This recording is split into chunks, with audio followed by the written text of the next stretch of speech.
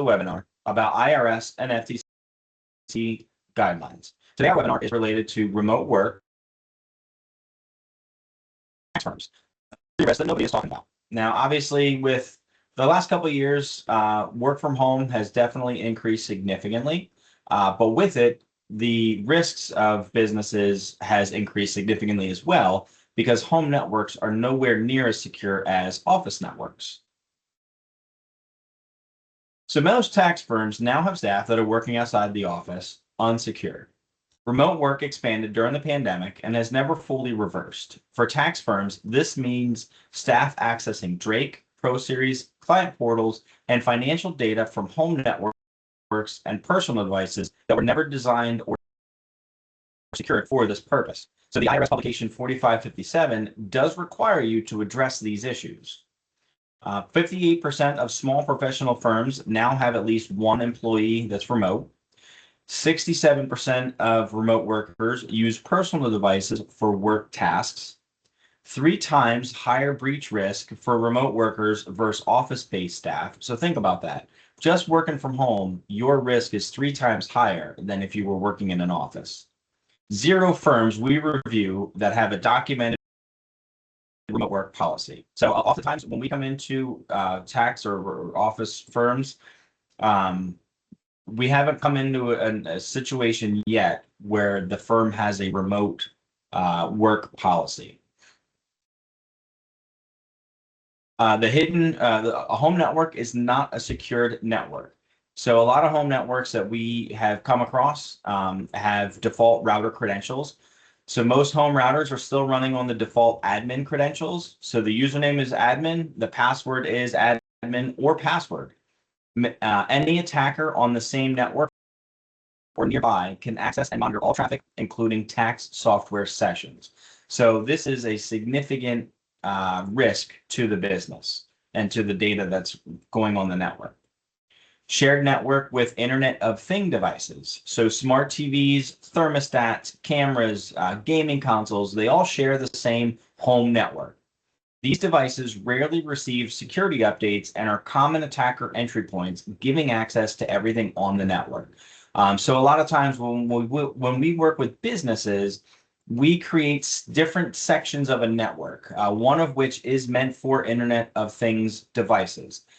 Because, think about it, whether it's a security system, camera system, thermostats, everything mentioned there, they do not receive security updates nearly as frequently as computers do.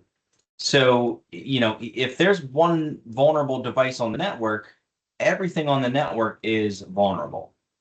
So it's very important to have a separate network for your IoT devices. Or encrypted tunnel. So without a VPN, data traveling between your employee's home and your firm's systems, including client tax data, travels over the public internet unencrypted. The IRS requires documented secure remote access. So again, working from home without a VPN is a vulnerability, but it's also a breach of the requirements from the IRS. Public Wi-Fi use. So staff working from coffee shops, airports, or libraries on unencrypted public Wi-Fi expose every keystroke and login to anyone on the same network. Even brief sessions with client data are a compliance violation.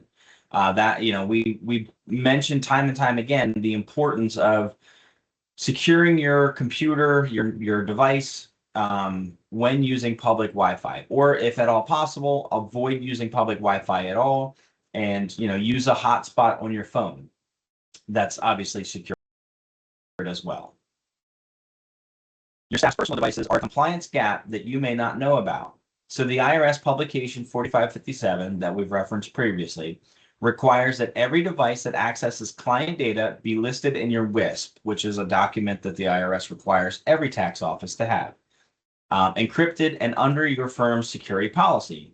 A personal device used to check tax software email is a compliance issue, whether you know about it or not. And ignorance is not a, you cannot get away with doing something claiming ignorance. So the problem is that personal laptops are not encrypted. Personal phones with email access, I'm sorry. So let's go side by side. So the problem is that personal laptops are not encrypted.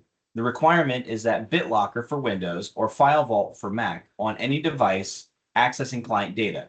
This should be documented in your WISP. Personal phones with email access. So mobile device management, also referred to as MDM, policy required. At minimum, a PIN and biometric lock and remote wipe capability. So those are the two most critical pieces for mobile devices is you've got to have some sort of locking mechanism. You know, if you swipe the phone and unlocks right to your screen, that is a vulnerability. Having some sort of PIN or fingerprint or facial recognition, that's the minimum. So that's one. And then two is being able to remotely wipe it from your console. So from the management console, because if a device is lost or an employee leaves on bad terms, it's important to be able to remotely wipe that data from that device if you don't have access to it.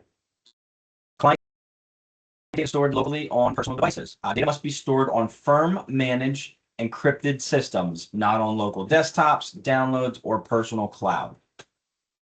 Family members sharing the device.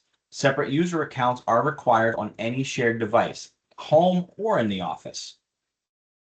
Client data cannot be accessible from shared or guest profiles. So think about it. If your employee's at home working on their personal computer with tax information, and then later that night their child goes on that same computer, same user account, and you know they get an infection, they get malware, or they get something, all that client information that the employee worked on earlier is now vulnerable. No visibility on personal devices. So acceptable use agreement is required. Staff must disclose personal devices used for work and submit for basic security review. So again, securing personal devices is just as important as securing business devices if they're using them for business purposes. Claiming ignorance is not an excuse. What your WISP must cover for remote work to be compliant. Required with VPN or encrypted tunnel for all remote access. So whether they're working from home, working on the road, they've got to have some sort of encryption of the data to better secure it. Multi-factor authentication on every remote login, no exceptions. So whether they're remote, they're logging into a website portal or they're connecting into the Office server to access files that way, everything must have multi-factor enabled because that is the best way to protect your systems and your accounts. All remote devices listed and documented in the WISP. So again, if it's accessing client data and you are a financial firm, you've got to have those devices listed in the WISP. Encryption required on all devices accessing client data. Again, you know, if someone's saving files locally to a computer, that computer's got to be encrypted in some form.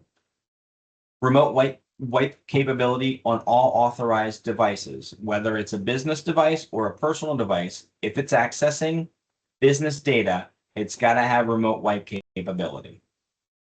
Accessing or access logs for all remote sessions. So again, if someone is remotely connecting into the office or otherwise, there's got to be some sort of logging, logging information related to that. What did they access? What are they opening? What are they saving?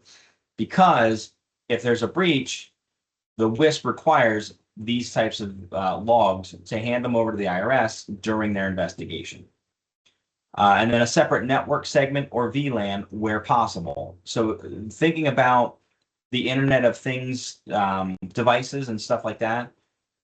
So in most home networks offer much configuration in this area. Having a network for your main home use and then having a network solely for your business devices is critical.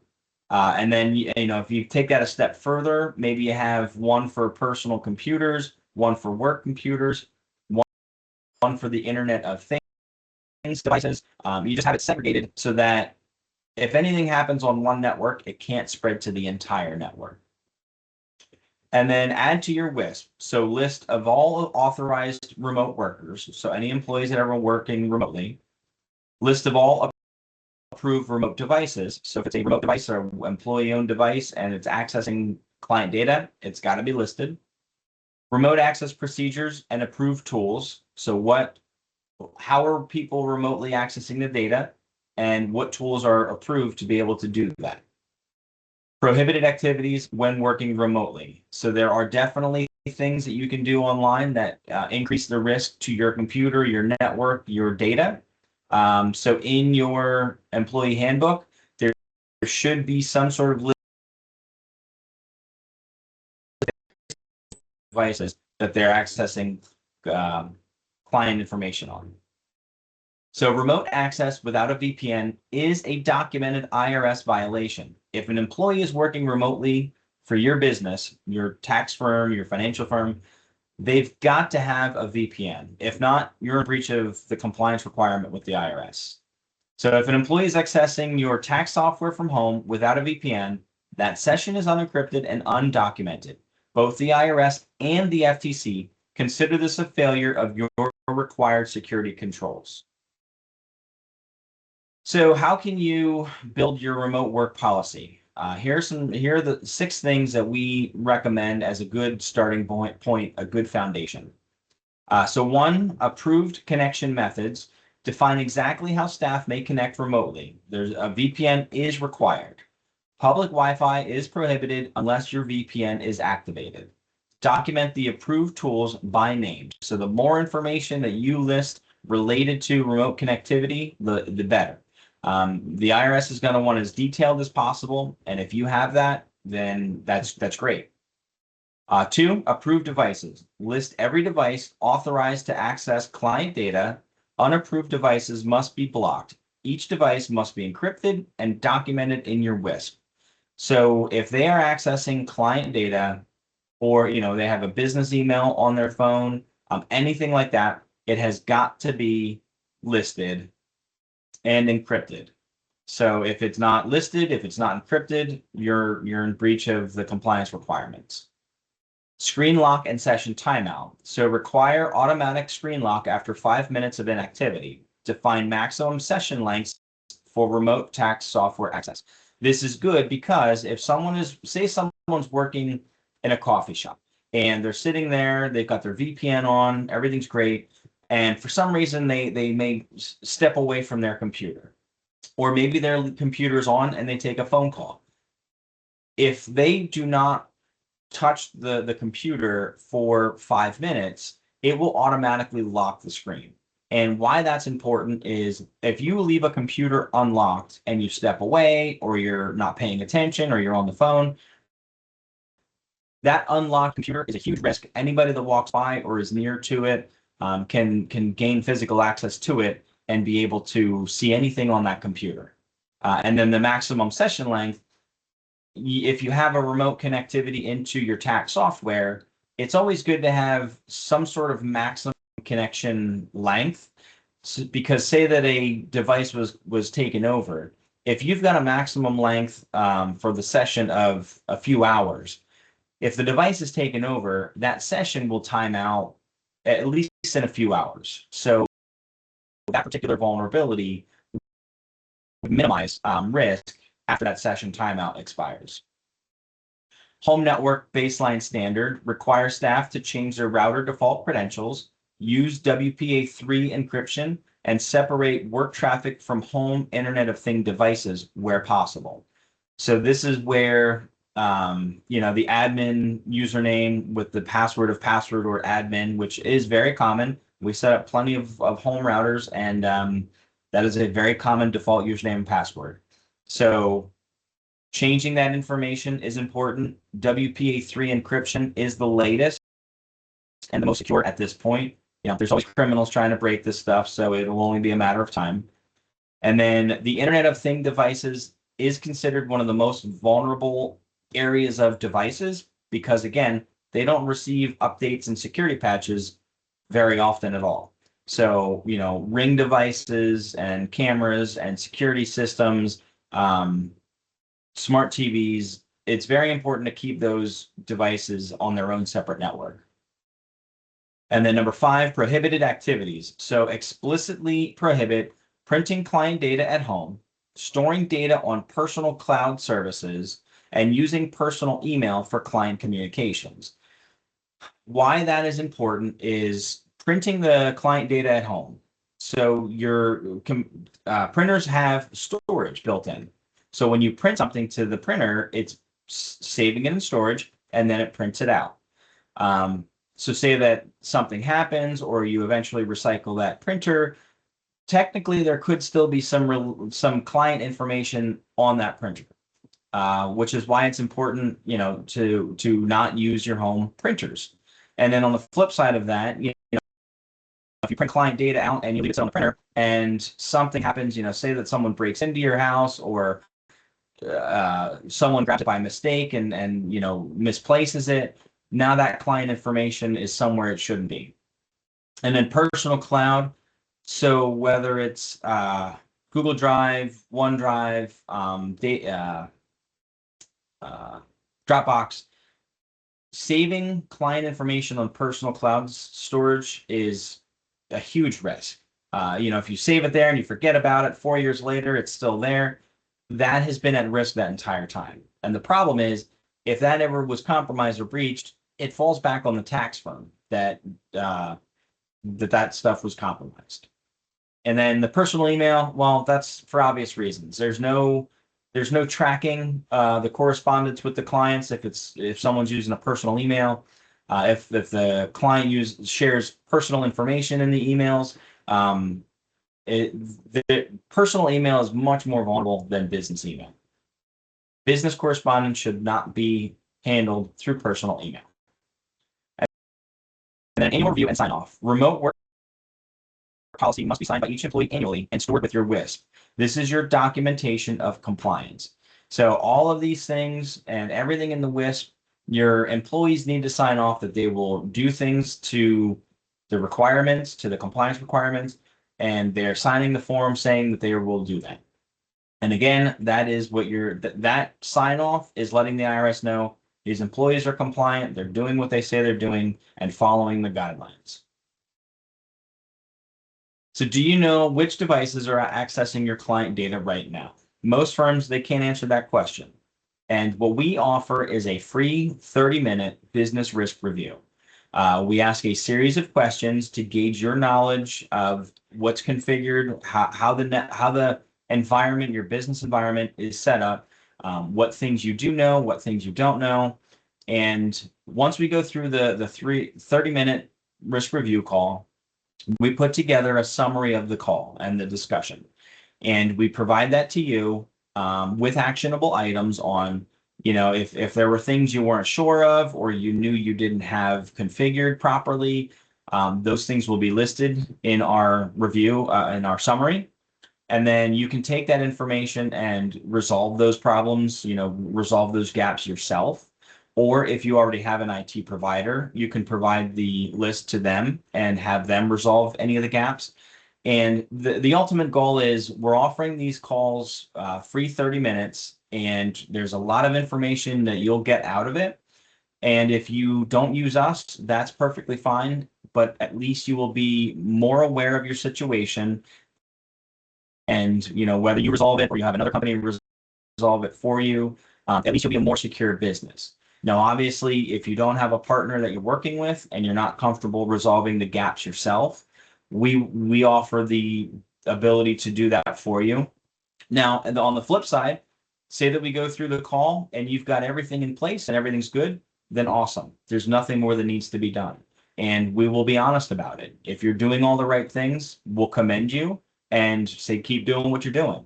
We're not there to replace your IT provider. We're not here to sell you our services. We're just here to make sure that you are doing things properly and keep protecting your business the best you can. So if you're interested in having a session with us, go to businessrisk.b&rcomputers.com and pick your date and time, and we'll get an alert and we'll talk to you then.